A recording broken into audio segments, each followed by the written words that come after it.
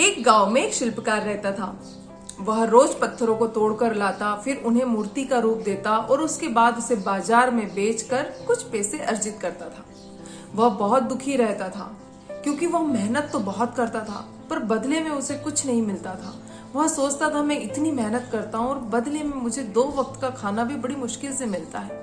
काश मैं किसी तरह अमीर हो जाऊं तो मेरी जिंदगी बहुत आराम से कट जाएगी और मुझे काम भी नहीं करना पड़ेगा।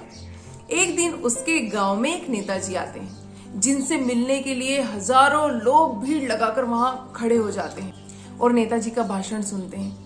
यह देखकर ये सोचता है कि काश मैं नेताजी बन जाऊं तो मेरे पास बड़ी बड़ी गाड़ियां होंगी और लोग मुझसे मिलने के लिए उतावले होंगे। उस दिन रात में यही सोचते हुए शिल्पकार सो जाता है और फिर वह सपना देखता है कि वह नेता बन गया है और भाषण दे रहा है और लोग उससे मिलने के लिए उतावले हो रखे हैं। एक दिन वह भाषण देने जाता है तो बेहोश हो जाता है गर्मी के कारण। उस दिन सूर्य बहुत तेज था और इससे गर्मी सहन नहीं होती और ये बेहोश हो जाता है। फिर इसे होश आता है तो ये अपने आप को पलंग पर देखता है। फिर ये सोचता है कि काश मैं सूर्य होता तो मुझ में कितना तेज होता, मुझ में इतनी पावर होती कि मैं एक नेता को बेहोश कर सकता हूँ। फिर वह सूर्य बन जाता क्योंकि वो सपना देख रहा है, वो कुछ भी बन सकता है। फिर वह सूर्य बन जाता है और फिर अपनी रोशनी से सारी दुनिया को जगमगाता रहता है।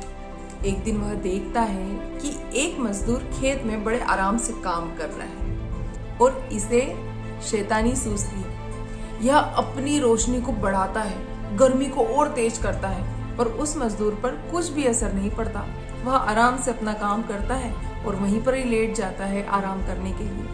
ये सोचता है कि इस मजदूर पर मेरी गर्मी का असर क्यों नहीं हो रहा है। फिर उसे पता चलता है कि नीचे धरती पर ठंडी ठंडी हवा बह रही है जिससे सूरज की गर्मी उस मजदूर को महसूस नहीं हो रही है। फिर ये शिल्पकार सोचता है कि काश मैं हवा बन जाऊं तो कितना अच्छा हो, तो वह हवा बन जाता है।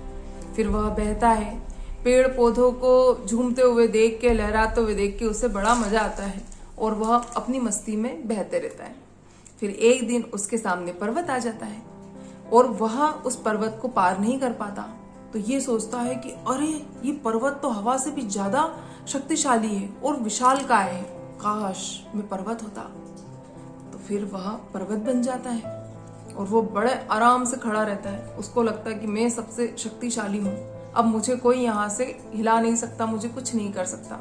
फिर अचानक उसे अपने शरीर पर कुछ दर्द महसूस होता है और उसे हथौड़ी और छेनी की आवाजें आने लगती है। वो आवाजें इतनी तेज होती है कि उसे लगता है कि उसके कान के पर्दे फट जाएंगे और उसे शरीर में दर्द भी बहुत महसूस होता है, लेकिन वो हिल डुल नहीं पाता, कुछ बोल नहीं पा रहा है। बस बहुत कोशिश करता है कि किसी तरह इस दर्द से उसे निजात मिले। वह सोचता है कि कौन इतना शक्तिशाली आ गया है जो मुझ जैसे बड़े पर्वत पर भी हथौड़ियां चला रहा है और मुझे तोड़ने की कोशिश कर रहा है। और अचानक उसकी नींद खुल जाती है। वो घबराकर आईने में देखता है तो वह देखता है कि वह तो वही मजदूर है जिसमें इतनी ताकत है कि वह एक पर्वत को भी तोड़ सकता है। तो इस कहानी से हमें यह शिक्षा मिलती है दोस्तों कि कोई भी काम छोटा या बड़ा नहीं होता।